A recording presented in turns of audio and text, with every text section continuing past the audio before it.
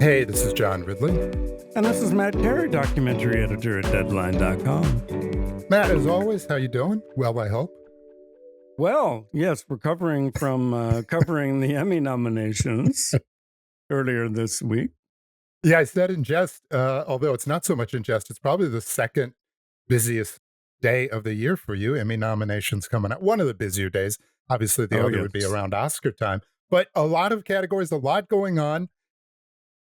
I am traveling and away. Obviously, we live in the era of technology. That's not an excuse anymore.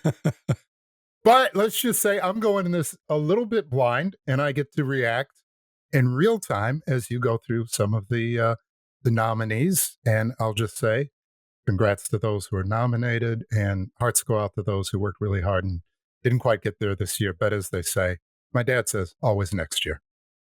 Yes, well, I think the Television Academy really spread the love quite a bit. The nominations are sort of all over the place. In some years, there's been, say, one documentary that maybe got 6, 7 nominations. The most this year was Will and Harper, the documentary about Will Ferrell and his friend Harper Steele, which got 5 nominations, and that tied with Pee-wee as himself, which also got 5. And Superman, the Christopher Reeve story, got 4. 100-Foot Wave, I believe, got 4. Martha got 2. So a number of the people we've had on the podcast actually were recognized, including R.J. Cutler, the director of Martha, his documentary about Martha Stewart. We had Lauren Greenfield on the show. Her series, Social Studies for FX, was nominated. I was very confident it would be. Indeed, it was. Stanley Tucci, we had on the show.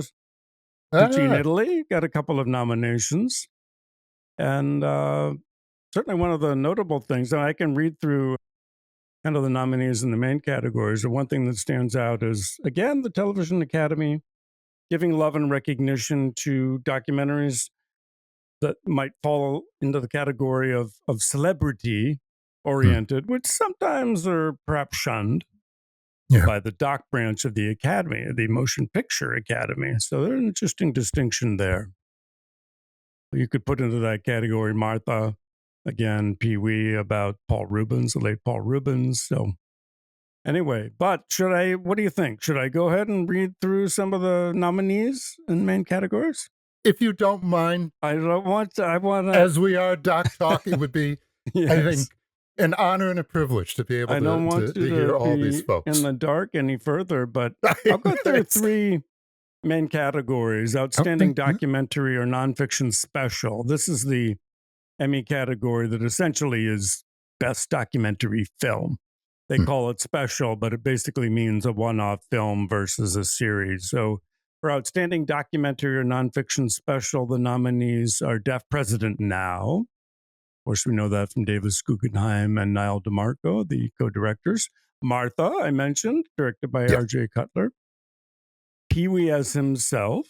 This is directed by Matt Wolfe. Our friend Questlove was nominated for Sly Lives, a.k.a. The Burden of Black Genius.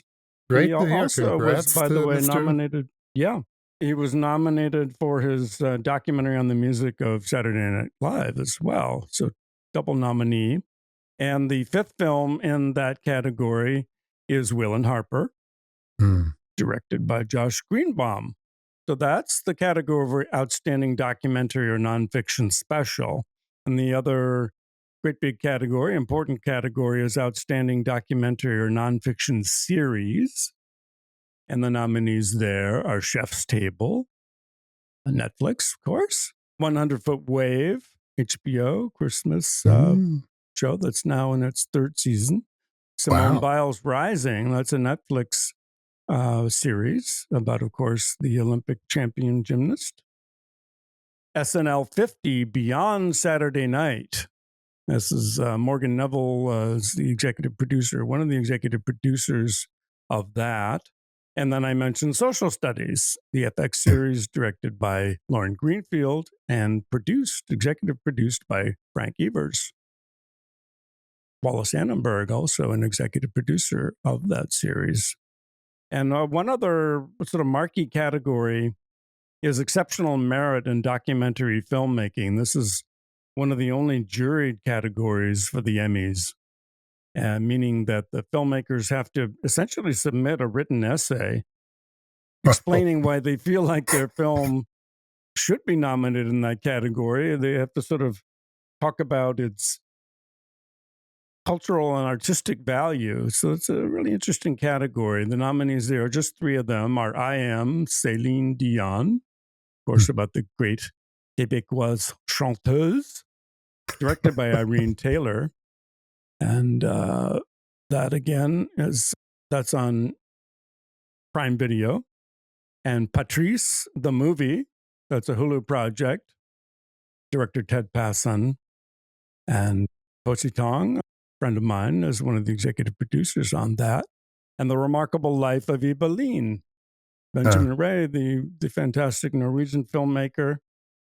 That Netflix film, rather, not series, film, is nominated in that category. So there are many other categories: cinematography, editing, sound design, sound mixing, writing, but it would take us a half hour to go through all of those. So those are some of the marquee categories, and congratulations Even to all those. though that half hour would be so well spent going through all those categories. Yes. I think Yeah. you and I may save that for some additional content at some point. Real quick, Matt, I mean, obviously you're as dialed into documentaries and what's going on as anybody.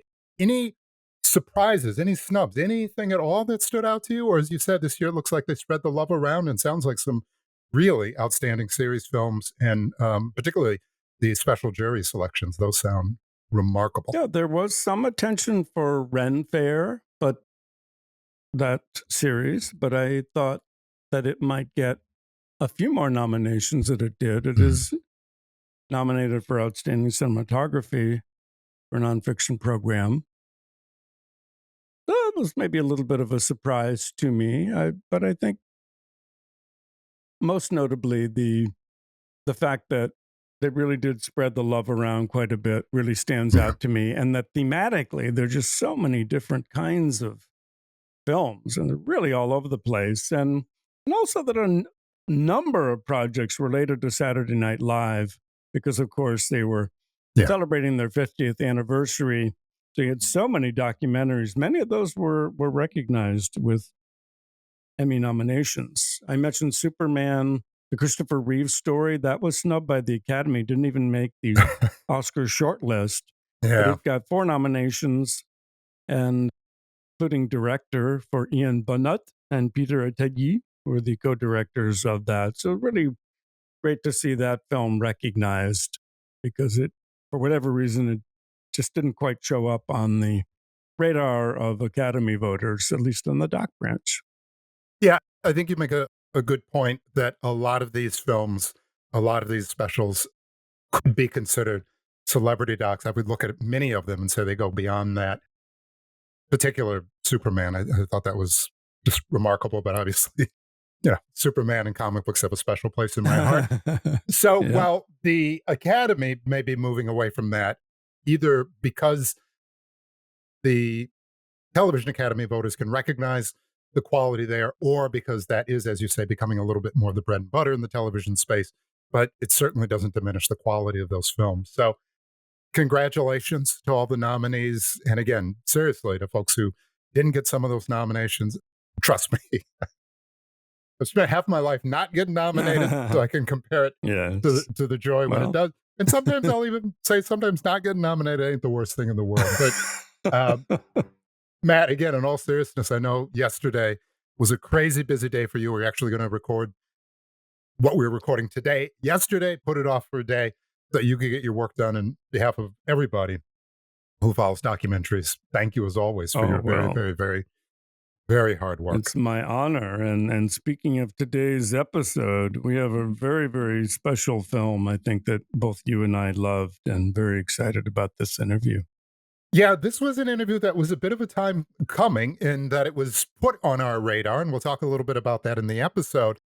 But once we had the opportunity to watch it, as you say, I know you loved it, and I don't think it'll be a surprise at the end of this episode for people to understand how much I also really loved and appreciated this film. It deals with some subjects and some, I'm going to call them hobbies for me, that are dear to my heart. The film is called Memories of Loved Returned, and the director and co-subject of this film is an absolutely extraordinary individual by the name of Ntare Guma Mbaho Mwine, an actor, writer, playwright, and photographer, and a chance encounter with an individual in Uganda by the name of Kibaate Aloysius really was the genesis for a documentary that took about 20 years to go from how it began to the Amazing. opportunity for us to see it. It's an amazing film. It's a wonderful conversation. You and I always try to keep them a little tight, but with films like this, it runs on and well deserved. Here's our conversation with the director, Ntare Guma Mbaho Mwine, about his film, Memories of Love Returned. We are joined by the writer, director, producer of the documentary, Memories of Love Returned, Ntare Guma Mbaho Mwine. Sir, welcome to the show. Thank you so much for having me.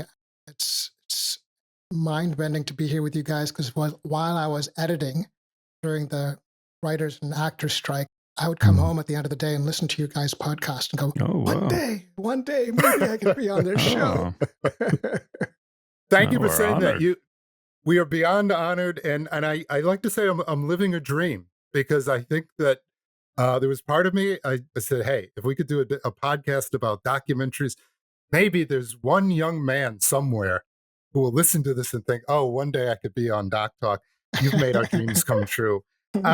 It's an honor to meet you, and I mean that sincerely, because you've elevated for me what I consider to be a hobby, but is a true art form, and that's photography. And I think perhaps one of the most challenging things is to take something that is static but eternal, which is a photograph, and make it moving, in some ways ephemeral, which is a film. And you did that, and you did it beautifully, and did it beautifully in a country that I think is not often portrayed as beautiful, and among people that are not often humanized. And we'll get to all of that in the film. But I want to roll back a little bit, because you are a really accomplished individual. You are a photographer, you are a filmmaker, you are an actor, you are a playwright. You have done so many things. And part of this story does cover part of your story. Your parents, originally from Uganda, where the film is set, but you grew up on the East Coast in America, where there aren't necessarily a lot of people of color and not necessarily a lot of African Americans. Can you just talk a little bit about your background and how that background really in some ways led to your making this film? Yeah, thank you for that warm introduction. I've been a huge fan of yours for Thank decades. I've been asking my reps to try to get a meeting with you for ages. It's funny, I had to make a film to make that happen. And by the way, can I just say real quick to all the youngsters out there, you reached out very directly, right? Yeah. Yeah. You know, I try to tell my son this all the time. Sometimes you got to make things happen for yourself. Yeah. And to receive a very respectful email, particularly saying something like, I've heard, John, that you love photography and I've made this film, please take a look. That's a lesson, I think, for a lot of people is, Oh, you know, had I gotten the email and said, yeah, who cares? You'd still been in the same place. But to get that email, to see the film, to see who you are, look, we can spend the next 40 minutes talking about how wonderful it is to sit and speak to each other. yeah. But I do think there's a lesson here, and it's certainly not lost, I think, on a lot of documentarians who are self-starters. Mhm. You're here for a reason, and certainly the film is part of that. But I got to say, getting that email was like, it made me feel good, and we're here for many reasons. Let's just Yeah. put it there. Well, I think the big part of this film is about synchronicity and things Mm. aligning by chance sometimes. And I was born in the U.S. by chance. Both of my parents are from Uganda. They were both here for schooling. I was born on my dad's last exam during his last exam when he was at Dartmouth College. And Mm. he'd bought a Pentax Asahi 35 millimeter camera to take pictures of me when I was born. I later adopted that camera, and that's the camera I used while shooting the first stills I shot of Kibaate Aloysius Ssalongo, the subject of the documentary. So I've still walk with that camera to this day. But I can say that my dad set that in motion because his sort of hobby was photography. My father he's a doctor. He's still with us. He doesn't practice medicine anymore, but he was a photographer and actually won an award for taking a picture of my sister. And I used to go down in the dark room with him, and I had this love of photography because, it's my dad does it. And my dad has taken this amazing image of my sister and got an award.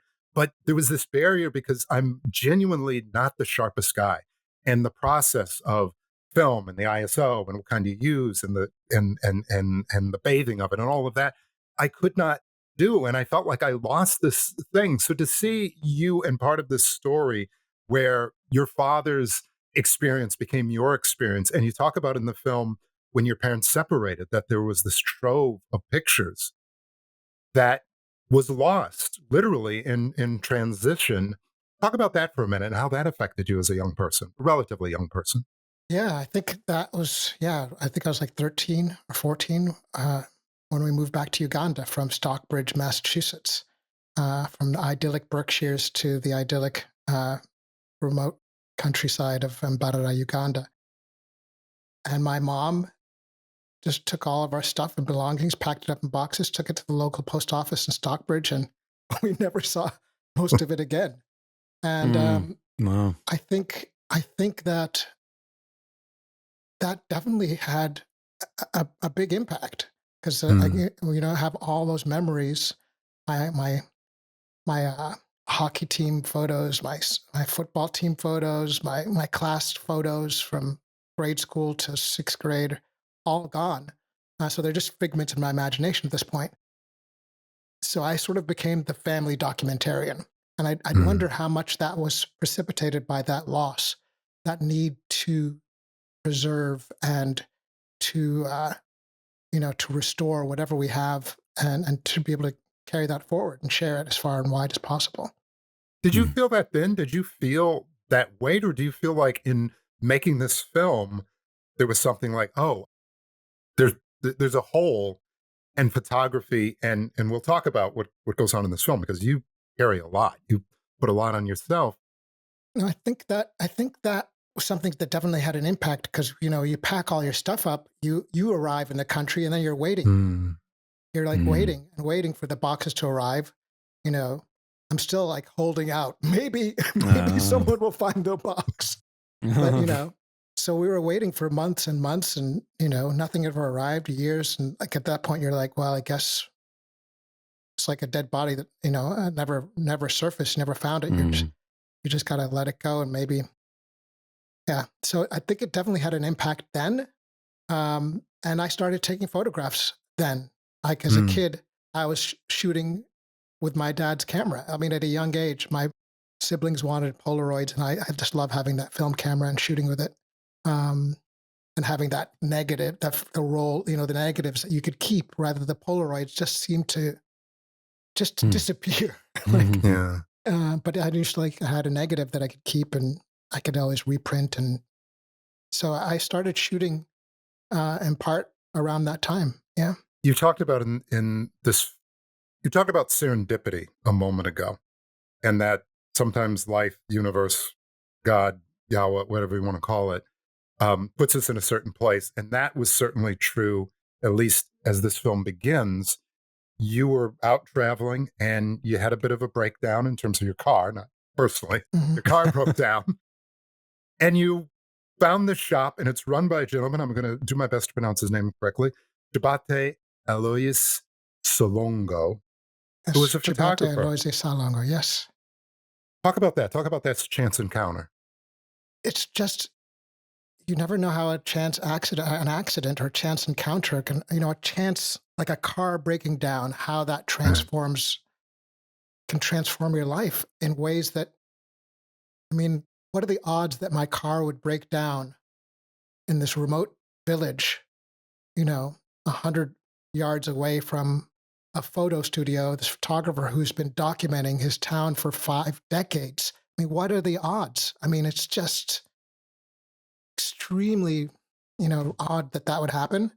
Um, and I felt like I met, like this, what could have been my own story if I'd been born and Mm. raised in Uganda, and just had that love of photography, but just kept it local. Yeah, it was just, I really can't get over how significant that chance encounter was, and how it's led to this conversation right now, and to the film 22 years later. And it's hard to underestimate the power of chance. Was wondering, you're getting your car repaired. You look over and there, oh, a photography studio or shop. And then you go in. What initially struck you about the photography of this man? What about it grabbed you? Chibate's work. Chibate is a rural photographer. He's not based in the capital city. So a lot of the photographers who are celebrated from the continent, Seydou Keita, Malik Sidibe, there's a whole host of photographers, but those they were based in the capital cities, and they focused on the aristocrats, the wealthy. And here was a photographer in a rural community, rural setting, documenting people in their everyday life. They weren't staged. They were capturing moments of intimacy that you rarely see, like, displayed. It was almost like he was a fly on the wall, and catching moments of, like, people having these celebratory moments of love. So that immediately struck me, like seeing these couples pose together. There's just multiple couples and couples and couples. There's just so many people who came as pairs, whether they were siblings, brothers, lovers, husband and wife, mistress. They came by the droves to get their photos documented, their stories documented.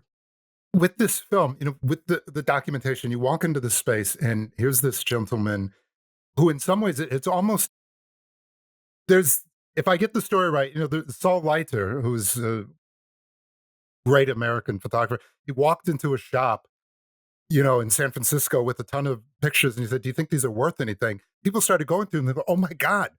I think the same is true with like Fan Ho, who was a great photographer out of Hong Kong. Are these pictures worth anything? For you to walk in there, did you walk in and look and say, "Oh my God, this is a window into a time"? What was that moment like when you said, "This is more than just old material"? And when did you feel like you had to take on part of this film is about you restoring these photographs Yeah. and then exhibiting these photographs. When did you feel like, okay, more than viewing them, I'm now on a mission? It was almost immediate. I mean, when I walked in the studio, just the smell of the studio, smell of thousands of negatives was, I mean, as a photographer, just like, there's nothing quite like that. Take some really wonderful portraits. This one is great. Yes. Seeing, the old sleeves and old Kodak paper, boxes. And as we started to go through his images, it was astounding to me just to be able to look back in time, just like looking back in time over 5 decades. And at the time, I was writing a play. I'd written a play called Biro, which is a multimedia solo performance play that I wrote and performed. And started at the National Theatre in Uganda, then went to London off West End, then it went to New York Public Theatre, and just like it took off. But it was a multimedia piece based on a true story of a relative of mine who was HIV positive, living in the US illegally, getting experimental drugs. So you could understand my family didn't want their real pictures displayed in the production. And that's what the initial connection with Kibaate. So I used maybe a quarter out of all the images, maybe about a quarter of the images that were in the production were from his archive. So that was our connection.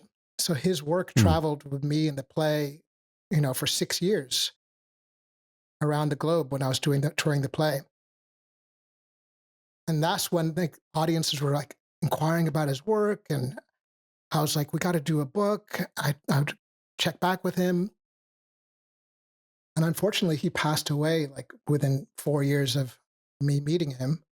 And I was, haunted because he had helped me get this play, become a global sort of hit. And I hadn't kept my promise to him about, doing a book and getting his work out there. So I also had not estimated the cost of digitizing Yeah. tens of thousands of medium format negatives. I was totally green and did not realize that. So I literally had tens of thousands of medium format negatives in steel drawer in my house for over 10 years, 15 years maybe. And it wasn't until I got a series regular role in The Shy and my first paycheck went towards towards digitizing a bunch of the negatives, and that sort of set everything in motion because then I discovered a whole other thousands of images because I had some select prints, but to actually see these other negatives digitized was bringing things to life in a way. Throughout the film, one of the things I really feel is your commitment, and for whatever reason, this sense of obligation of not just restoring these films, but returning them, as is in the title, to the community. And that, to me, now that you arrive to a part in this film where, okay, you've got these pictures, you've restored them, and you want to present them to the people, as many people as humanly possible. You arrive to Uganda, and you sort of realize or decide that the space that you thought was going to be perfect for exhibition is not so good. You have 3 days and you pick an abandoned gas station. It's the most insane thing. I try to prepare for days just to do a podcast because I know I'm going to F it up. What was that like to say, forget our plans, we're going to plan B, but we don't know what plan B is yet? Oh my God, that was the most stressful period. I think first I got to bring in that I was fortunate to have Steven Soderbergh come on board as executive producer. So he'd given me a chunk of change just before the pandemic, like January of 2020. So I was like, great, I'm going to make the film. Of course, the world shut down. And I was like, I can't disappear with this guy's money. I've got to deliver. I've got to deliver something, but everything's shut down. What am I going to? So literally, it was December of 2021. I was like, this is the chance. I got to do this. But even before going to Uganda, that was the Omicron phase. You had to quarantine. Oh yeah. So I flew to Uganda. I was filming this show, Dead Ringers. I wasn't sure if production was going to shut down because of everyone, COVID. I literally didn't buy my ticket till that day I wrapped to fly out the next day. I go to Uganda. I'm not sure if I'm going to pass the COVID test to be able to mount the exhibit. But fortunately, I do. I get to the town. I'm like, all right, let's go back to the studio to try to mount the exhibit where I thought there's no chance. There's no way it can happen there. And I was like, man, I'd promised Soderbergh I was going to deliver something. There's no way this is going to happen. Like and just as we talked about chance encounters, like the odds of stumbling upon a gas station that hadn't yet opened. It was just about to open. It was the size of a football field. Was just, incredible blessing. And I think it all echoes back in terms of my loss of my childhood photos. This was my chance to return these photos to the community and document that process. And the stories that came from that, as the film sort of captures, were astounding. The discoveries that family members made, the secrets that were revealed, people seeing their parents who they'd never seen a photo of before, had never seen before. The discoveries were beyond anything that I would have experienced as my loss from my childhood photos. Yeah, it took it to a whole other level. That's deeply moving to see that of huge numbers of people coming to see the photos. I have never seen anything like this. Nothing like this. Looking at all these pictures, it's something else. This guy took very, very many pictures. And you have them displayed in different ways, some larger portraits that are on the interior of this gas station that hasn't opened yet. And then the outdoor space where you have kind of a mosaic in effect, where you printed these onto, I guess it would be sort of like Canvas. final panel. Mhm. And so people would come and look and search for their relatives. And you're there filming, and we can see you doing that. And, just these powerful emotional moments for people as you're describing. Maybe they see an image of their father and they've never seen a photograph of him, or their parents, or loved ones of whatever kind. And it really speaks to the power of photography, of course, in so many ways. Yeah.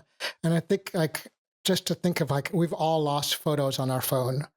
And just imagine if 5 decades worth of people's, a whole Mm. town or district's worth of phone photos from phones were lost and then somehow were publicly displayed, like for the whole community to see.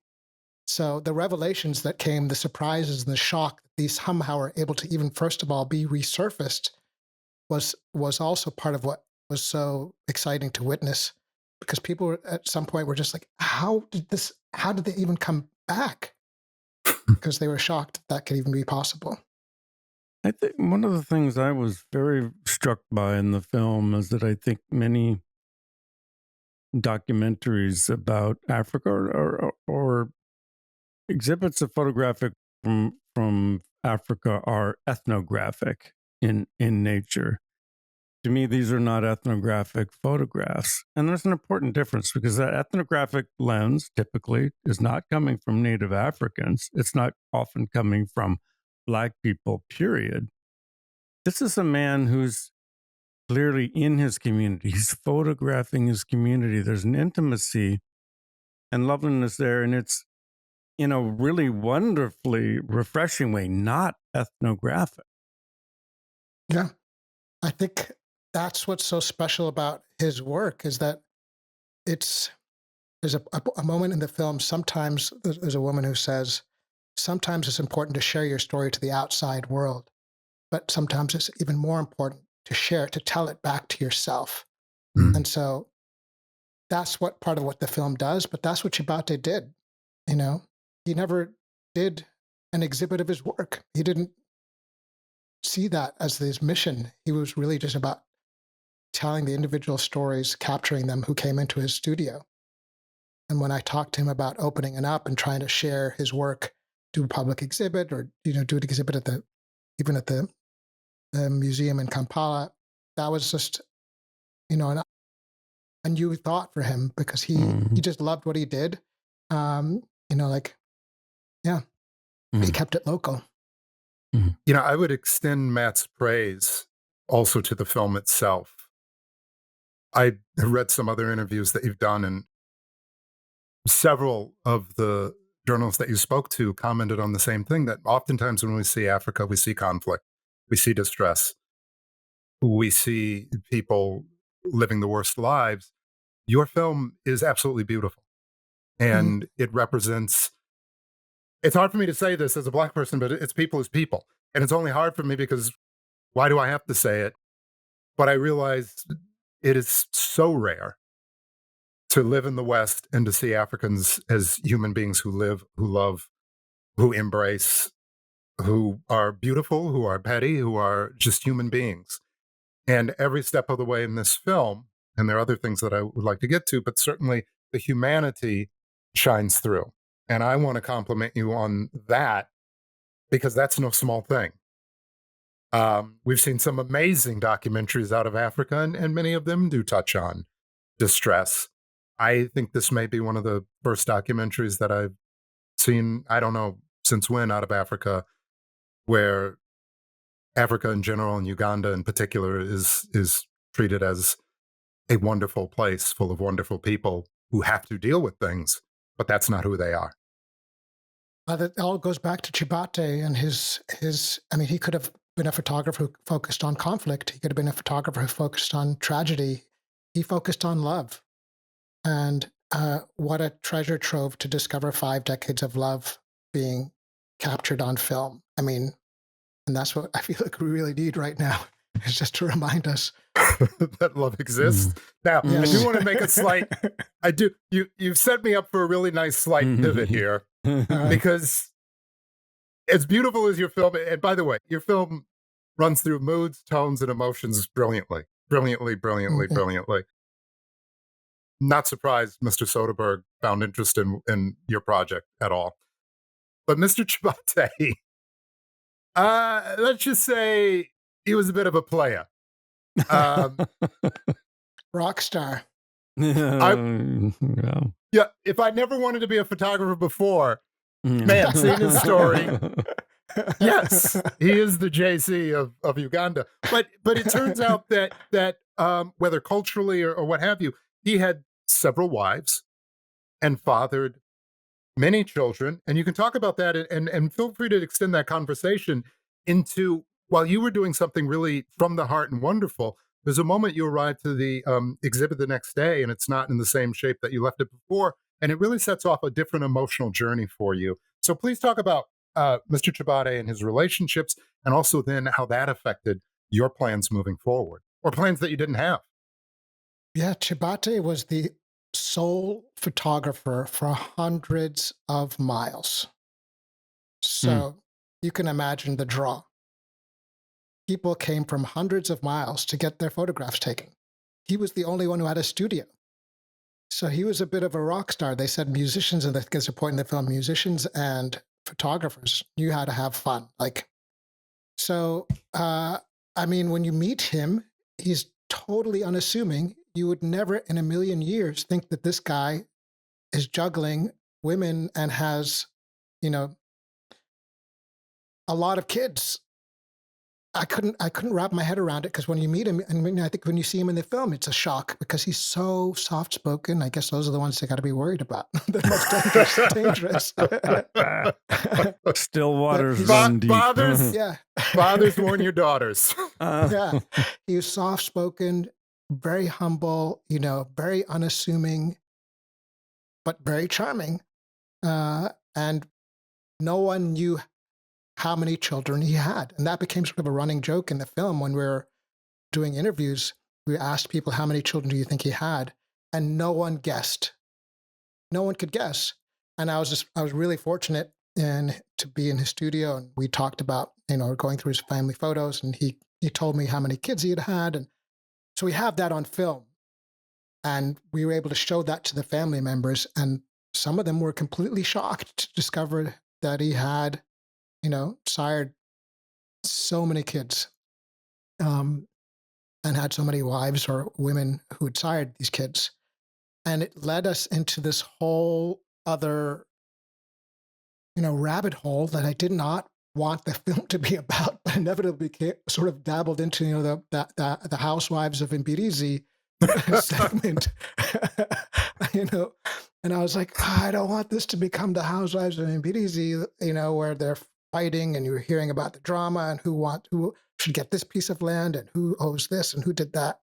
But it really became a window into sort of the universal struggles of family when a patriarch passes on and there's a void, and the sort of scramble for ownership of his legacy, ownership of his property.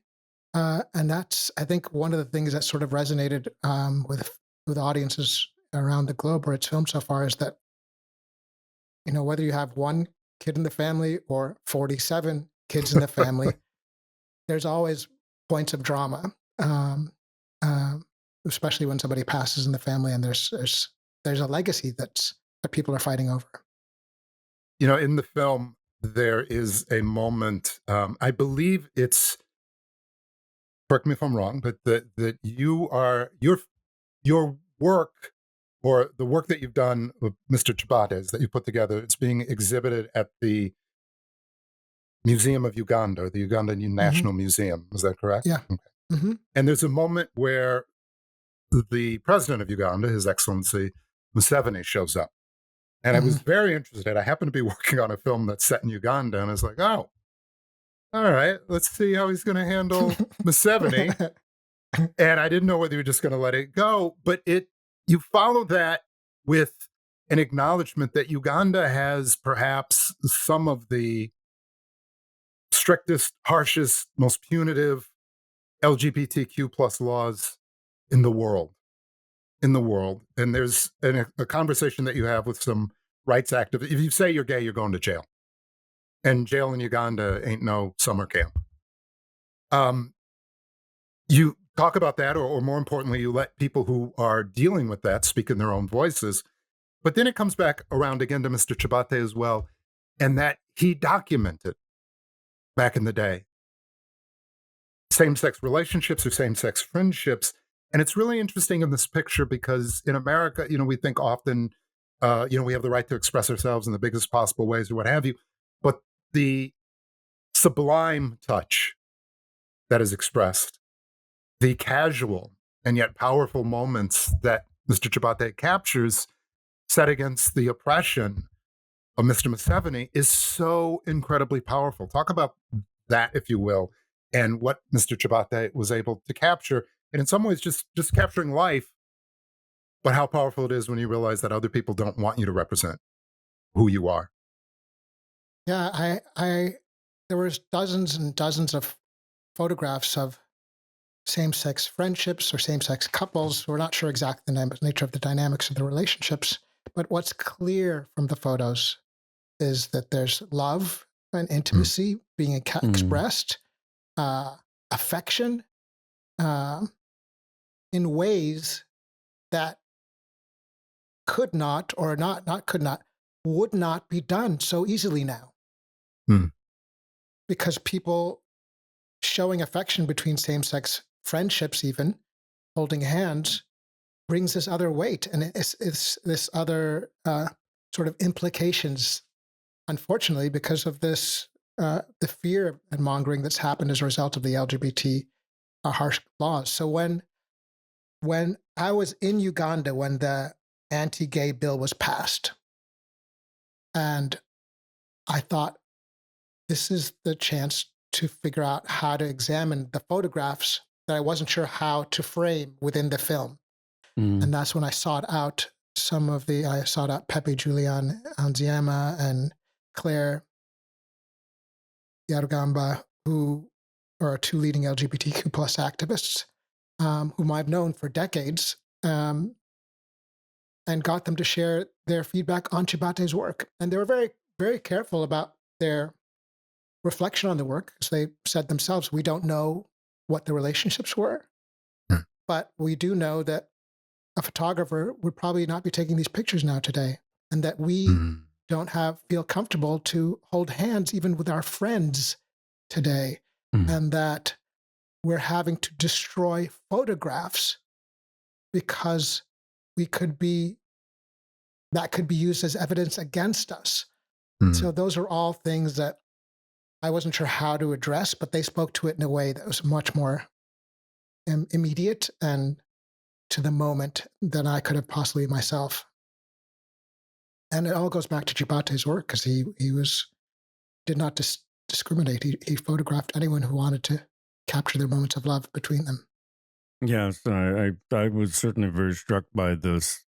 That they're beautiful. All of the work is just so extraordinary. But there's no distinction between the photographs of same-sex either couples or friends. And again, we don't know, but they're all of a piece with the whole body of work. And that's significant. This is not a different eye. This is not oh my goodness, what am I photographing now?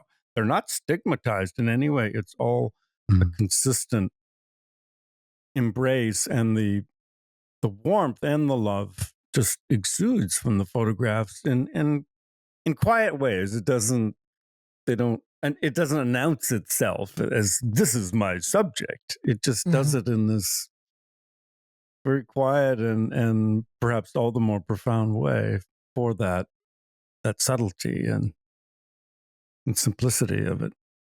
Yeah, it's almost like the camera wasn't there in a way. Like they just sort of glanced and he captured an intimate moment, like unknowingly.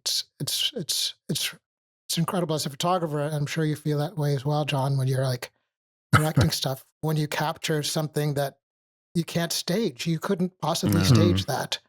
And you're just fortunate to have been there and the camera was rolling. I cannot stress enough for people who have not seen this film how beautiful it is. How Thank you. beautiful. And certainly you acknowledge some of the people that you work with and your cinematographer and all that, but you capture people in Africa again in such a beautiful manner. I'm just curious about your approach as a director. I have always been one who walks around with a camera documenting things. Like, so I've always like just had a camera in tow. And it was just by chance that I had my still camera when I first met Kibaate and was able to document that first meeting. I just have like archives of footage and still photos that I've shot around the globe from my travels. But this was the most special. This was the one which I kept revisiting and going back to. And it was an endless process of discovery. And I'm still discovering things as we continue to share the film. So it wasn't really until Kibaate passed away in 2006 that I really sort of kicked into gear, that I felt like I had to share the story far and wide, as much as possible.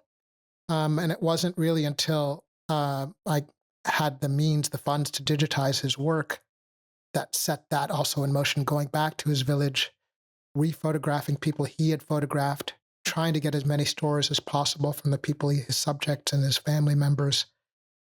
By chance, like a friendship with Steven Soderbergh, he's asking me what's the latest with the project, what do you need to finish? Sort of him pushing me along as well was another big thing. And so I had my promise to Kibaate and promise to Steven Soderbergh that really weighed heavily on either shoulders, that was enough to propel me to try to deliver something.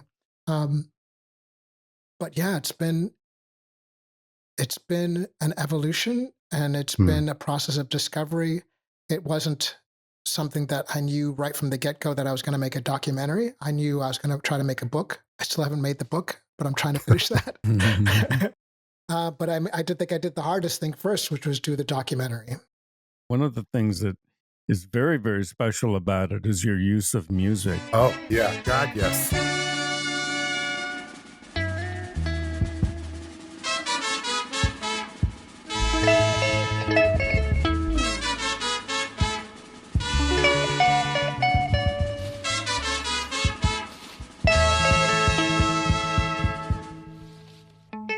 Music is just absolutely beautiful. And you make an interesting choice as a documentary filmmaker in starting the film off with a song that has lyrics. That's very unusual in documentary. It's not unusual in a fictional film, but very few directors do that in documentary, and probably, I can't think of any that start off with the film that way. So it moves us it takes us to a different place right away to have a song with lyrics. And I wish I could articulate why that feels different. But just the music in general is just, it's just wonderful. No, you're referring to Mo Roots' song, "Bring It Home." I mean, what a wonderful coincidence that she wrote this incredible song. It's about bringing it home. So what a great way to open the film. And I was so fortunate. I think one of the most stressful things about putting the film together was getting all the music licensing. And I didn't have a music supervisor. It was just me, like, finding tracks that I liked, then hunting down the record. There was 2 tracks that were big hits from Kenya that were owned by European labels. So 6 months to try to track that down. But then Ntare Troop, who provides most of the music, Sewa Sewa, another Ugandan musician, provided a lot of the music, and Mo Roots, who does the opening and the closing song, and one of the most haunting songs when people are cutting out their photographs, part of the exhibit. All of them gave me their music at no cost. Wow. Like, oh wow, that's rare. And I am in debt to them, and I can't wait to bring the film home to Uganda so they can see it and see how their music and the film resonates with audiences, because the music does half of the work. I don't know that I can compliment this film enough. You, sir, are an amazing talent. Oh, and of thank you, course, of sir. nature. Other people, feel free to try to email me. You won't be able to find me, but again, just even that choice, it's. I'm not surprised that you're sitting here right now speaking with us. You were going to speak with someone either better than us or more prominent than us because you just have that facility. The film is beautiful. It is remarkable. I hope that people will see it. Is it currently, I know you're still out on the festival circuit and trying to get people to see it. Yeah. Does it have a proper home yet? Not that festivals are not proper, Yeah. but a place where hopefully people can see it with a bit more efficiency. Well, I think, thank you to you for this showering of praise. Hopefully some of the people I've been in talks with will hear your ringing endorsement and I'm going to say, cut in real quick this. because Matt knows this. You have now been cursed. Right? This is the height of good things. If I love something, although you got Steven Soderbergh, who let me just say right now, I say this constantly. Steven Soderbergh could kick a camera down a flight of stairs and it would land exactly where it needs to be to get the perfect shot. So you already have somebody behind you who folks in the industry know that when he loves something and respects something, it needs to be respected. He is an artist's artist. So all I can say is just it's thank you for hipping me to this film, because honestly, it's everything that I love in a single package. It is photography. It is the motherland. It is people. It is a way to express oneself intimately, publicly, privately. It's everything. And just know that when my end of the year list comes, I think you're guaranteed a spot at this point. Wow. Well, I am so grateful, and I think it speaks to your love of photography. But one of the subjects in the film says he valued his old photos. So then when color photos came, he didn't think they were that important, so he let them go. Then the color photos, when those color photos were replaced by digital photos, like the print films he didn't think were important. And now, when the exhibit happened, he was like, oh my God, I'm seeing my great-grandmother, a photo I didn't have. And I just think of all the stuff that I discarded and lost. And I think that's what this film reminds us of, the power of, these simple memories and how they impact not just our identity, but also our future generations and, ability to connect with one's past. And I think that's also what's resonated with people in diaspora, African Americans in diaspora, people in Europe, is that they just, it speaks to this longing. And you almost get to see people reconnecting with something that we're still trying to connect with in some way, or at least I am personally with some of my own photographs lost. Listen, I believe it in the sense that if we can't see ourselves, and I'm talking as people of color, and certainly anybody in a marginalized community, but if we can't see ourselves, they're not going to see us, and we already know they don't see us. So to me, in all regards, whether it's preserving Mr. Kibaate's work, creating this documentary, creating this incredible document of Uganda, and as well as being, very truthful about the things that are not good, but dwelling in the best possible way in the things that are beautiful. Ntare Guma Mbaho Mwine. The film is Memories of Love Returned. Thank you, not just for the film. Thank you for reaching out, honestly. I could keep talking. And to the audience, there's much we didn't cover. There's so many Easter eggs. Yeah. Who is the woman who is in so many of those pictures? You will find out. That was a great moment coming together. Yeah. Sir, thank you so much. Thank you for your time. Thank you for this documentary. Thank you both, gentlemen. It's a huge honor to be here with you. I'm beyond grateful for you taking time, and I hope we get to meet again sometime soon.